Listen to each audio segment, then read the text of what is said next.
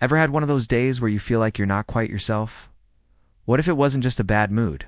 What if something else was pulling the strings? Could a virus actually hijack your thoughts and control your actions? It sounds like science fiction, but the reality is far stranger than you might think. Stick around and maybe subscribe before this idea spreads any further. Let's talk about rabies. It's probably the most famous example of a virus that directly manipulates its host's brain. Once it gets into the central nervous system, it works its way to the brain and rewires it. The virus triggers extreme aggression, agitation, and a fear of water. Why?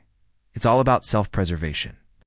By making the host aggressive and causing them to bite, the virus ensures it can jump to a new host through saliva. It's a terrifyingly effective survival strategy, turning the infected creature into a vehicle for its own transmission. The virus isn't just a passenger, it's the one driving. But it's not just rabies. Take the Toxoplasma gondii parasite, for instance.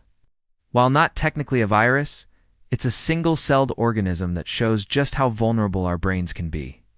When it infects a rat, it does something incredible. It eliminates the rat's natural fear of cats.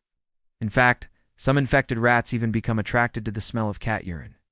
This makes the rat easy prey, which is exactly what the parasite wants, because it can only complete its life cycle inside a cat's gut. It's a mind control masterstroke. And what about humans? While we don't have viruses that turn us into zombies, at least, not yet, we're not immune to subtle manipulations. The influenza virus, for example, has been linked to making people more sociable in the early stages of infection. Think about it. You feel a little off, but still go out, meet people, and shake hands.